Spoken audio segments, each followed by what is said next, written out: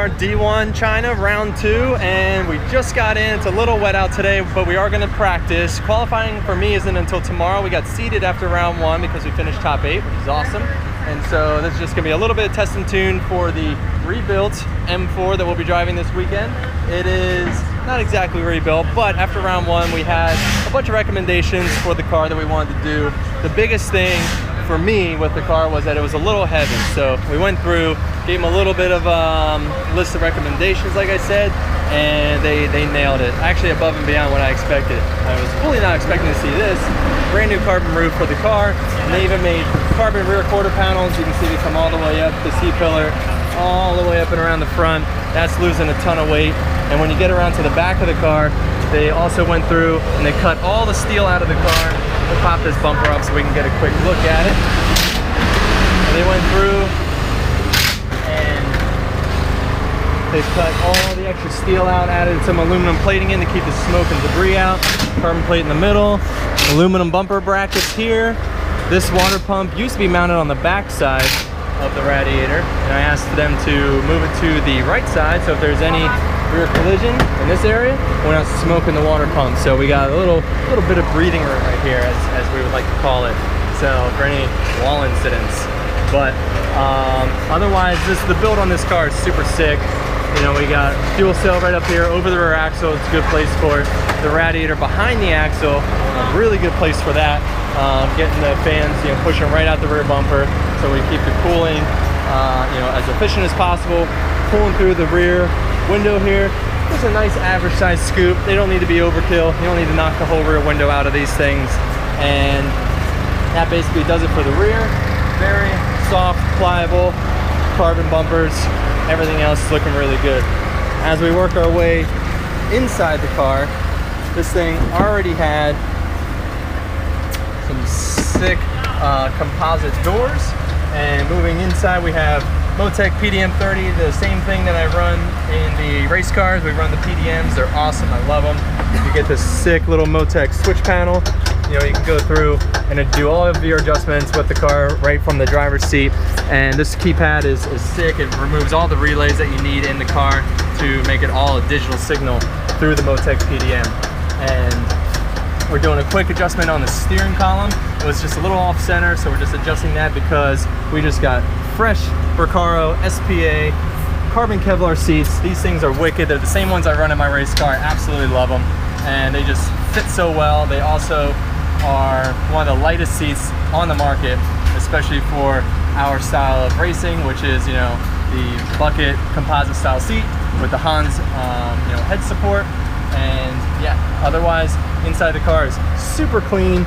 You know, we have you know, the dash is half cut, but it's still a factory dash. I really like that aspect, and like a quick little sheet metal dash.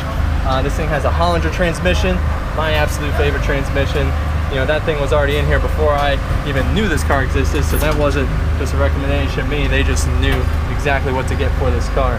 The overall build of the car, super clean. The cage is pretty stout, a little stronger than it needs to be, but it will definitely tighten up this chassis, which is, you know, maybe not too necessary because it is a brand new BMW chassis. It's gonna be really rigid right from the factory.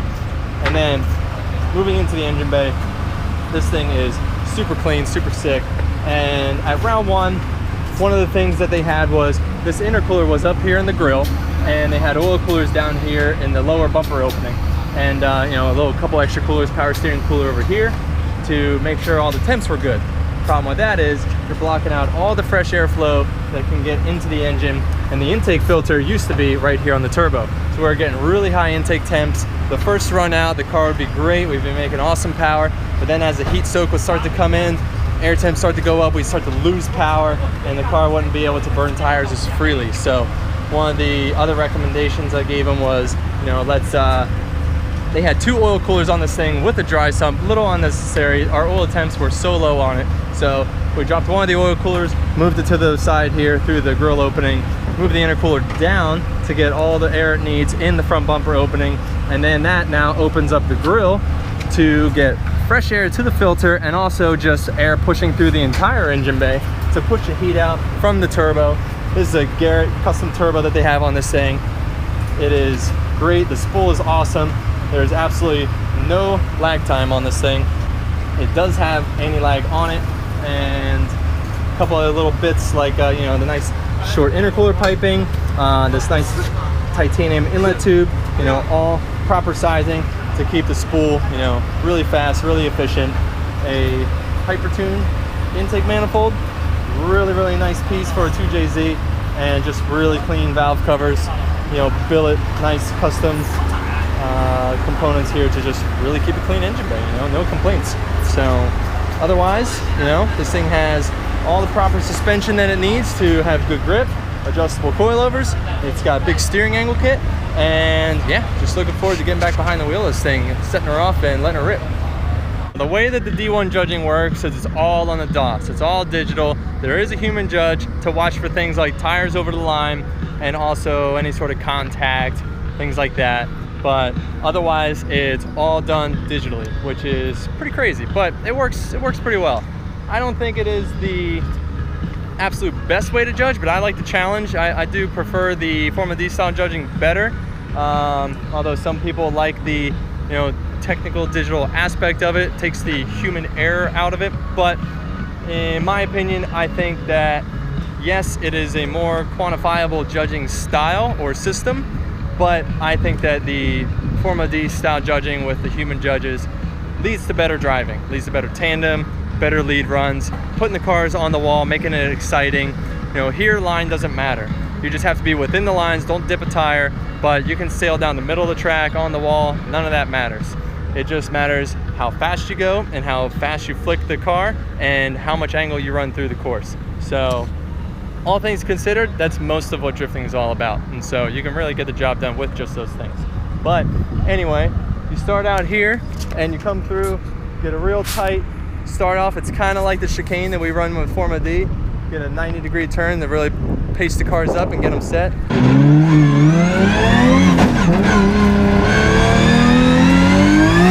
And we send it down here, and you do a quick flick entry, just a quick grab of the e-brake just to set the car sideways, because that is one of the triggers for the DOSS system.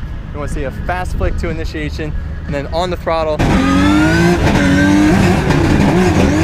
smooth on the gas and the angle all the way through. Any waver of the car knocks points off. Any change of speed knocks points off.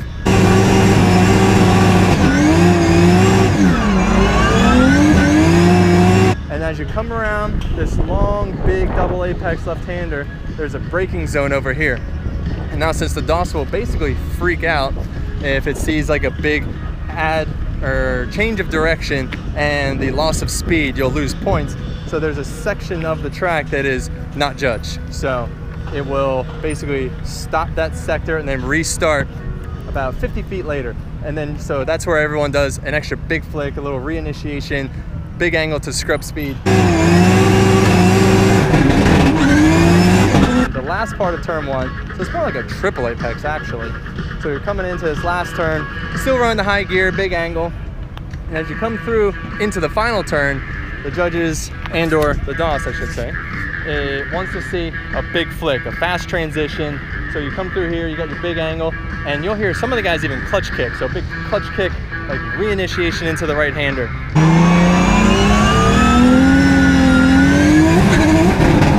And that's another big sector for getting the big points, the big flick, and then same thing. Similar speed, similar angle through the end of the course, coming back around to the start where you came in for the entry.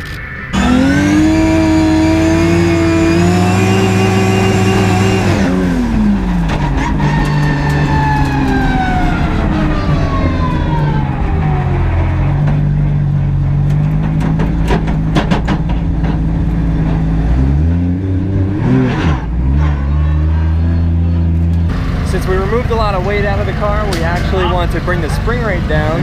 So we have these old springs that were in there.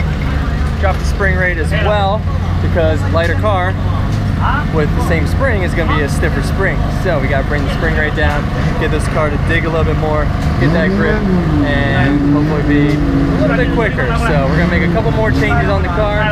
These guys are killing it. They're just getting after it, front to back, top to bottom, and going out for practice session number 2. Day 2 out here, D1 China. Got some of the groups starting to practice. really starting to turn up the heat today. The rain is all gone for the weekend. The track is taking a lot of rubber, a lot of grip, and yeah, starting to see a lot of guys really sending it out towards the walls. Had a couple crashes yesterday, a couple cars down and out for the count, but we're feeling pretty good. The car is now working better than ever.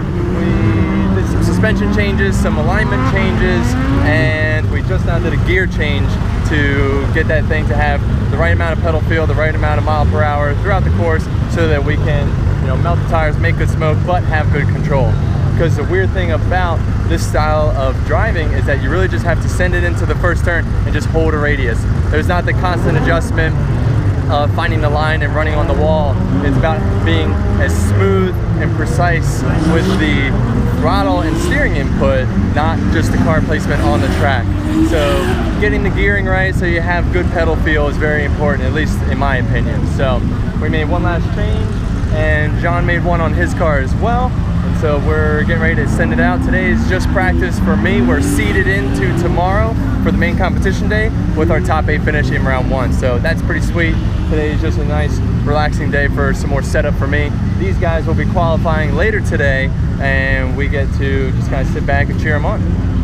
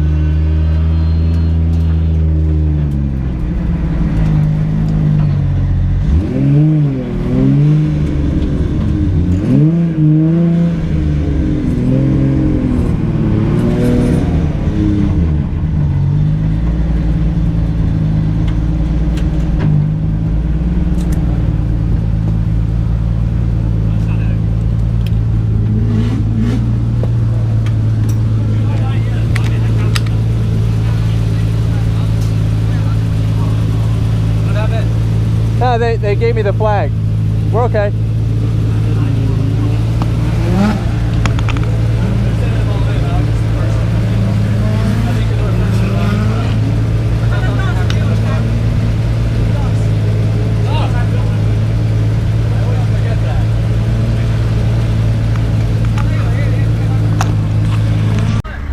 Well, we're done for the weekend. We didn't make it very far. We won our first battle.